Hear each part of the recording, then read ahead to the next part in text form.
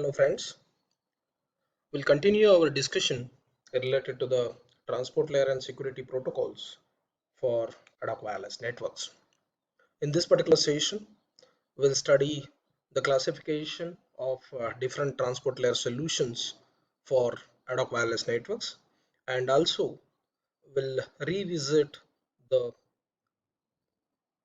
concepts of how TCP works. So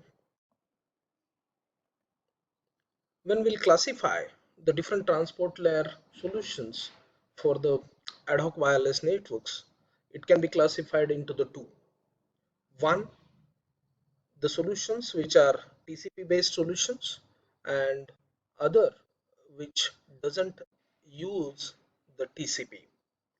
So in case of TCP based solutions, again we can classify it into the two approaches.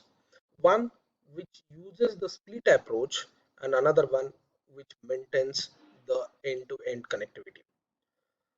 We have studied that TCP is end-to-end protocol. So obviously when we are saying that it uses the split approach, means it violates the semantics of end-to-end connectivity.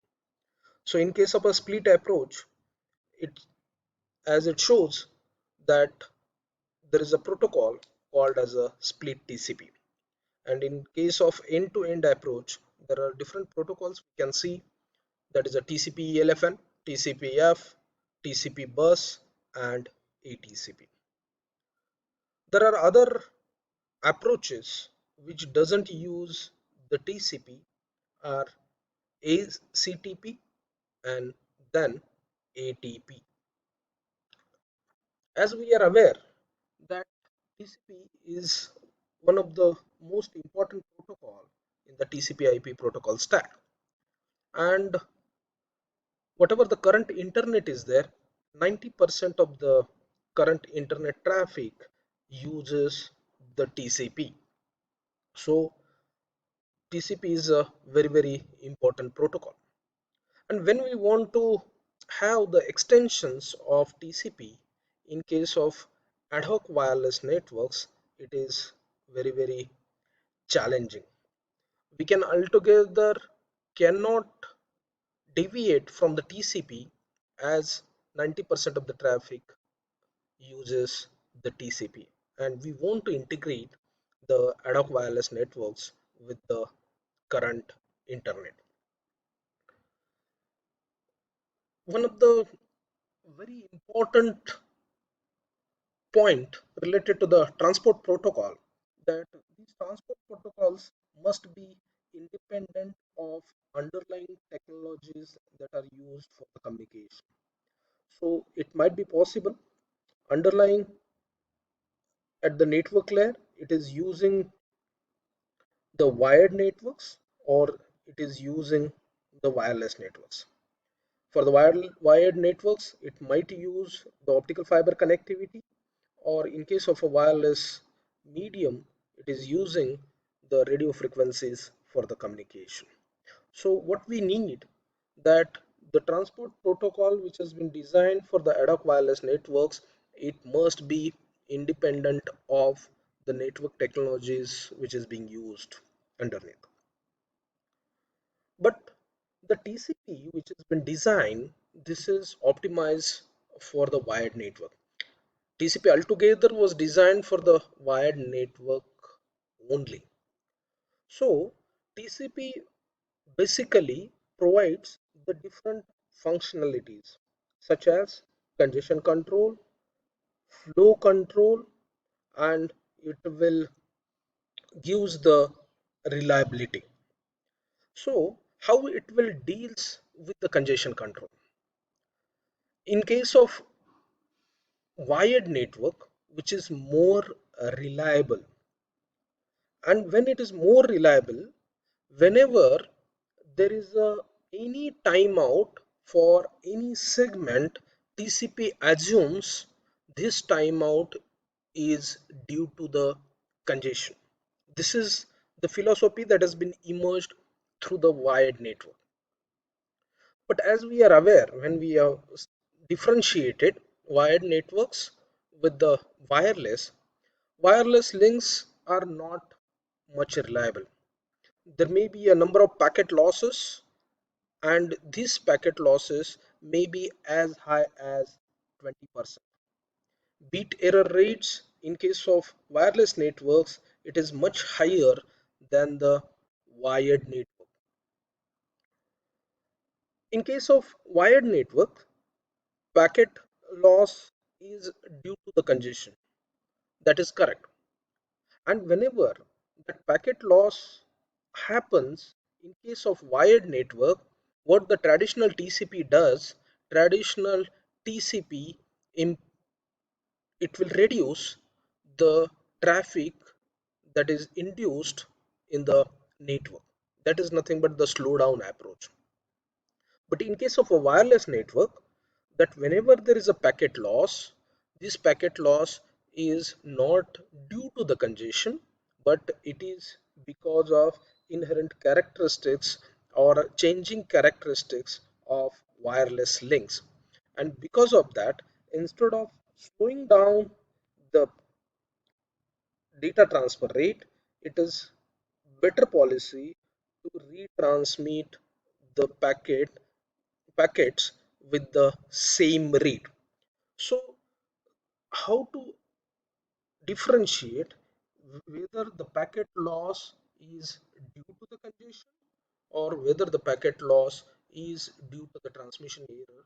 That is one of the challenge in front of transport layer designs in case of ad hoc wireless networks. Here we will study how the traditional TCP works. So if you'll see in this particular graph that the mechanism that has been implemented by the method which is called as slow start method.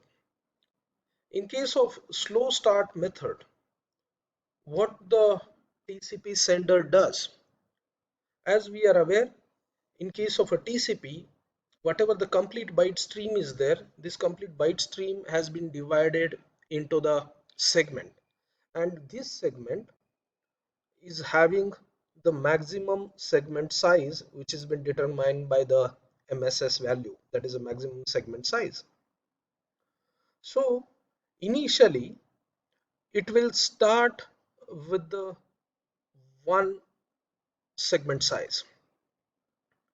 Once within the retransmission timeout period, if the acknowledgement has been received from the TCP receiver, means the whatever the segment that has been transmitted from the TCP sender to TCP receiver, it has been received correctly. So because of that, it will increase the congestion window size to 2. That is, it has been doubled. If within the retransmission timeout period, if the acknowledgements for the both segments has been received, then it will double the maximum segment size. That is, 4 segments will be transferred, and this is called as congestion window size. Means the congestion window size will be doubled for every successful transmissions from the TCP sender to the TCP receiver. So how it will increase? It will increase up to some threshold. This is called as a slow start threshold. So it will increase this congestion window size up to the slow start threshold, means from A to B, and this B is nothing but the slow start threshold. After this, it will not increase the congestion window size exponentially, rather than that it will increase after this in a linear way. Means once it reaches this congestion window size, in this particular example it is up to 16. After that it will linearly increase this window size by 1, up to what? Up to the receiver window size, that is up to C, that is equal to receiver window size. So why it has why it is increasing linearly after the slow start threshold? Because it wants to avoid the congestion.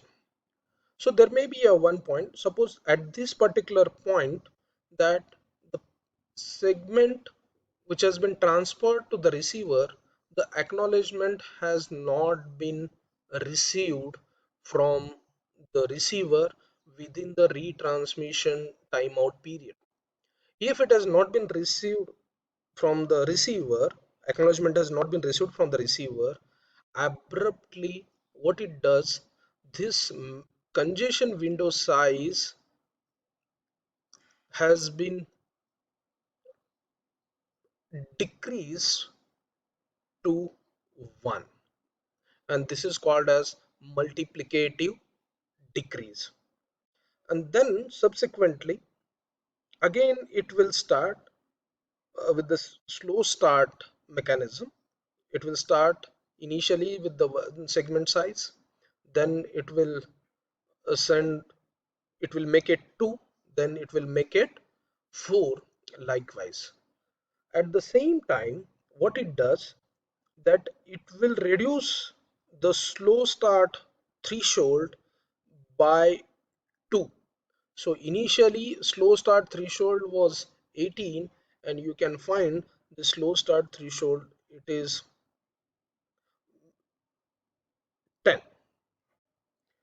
So so here it is, a congestion has been detected. So initially the slow start threshold may be up to 20, it has been reduced by 2 and it will become 10. So this is what the mechanism that has been adapted.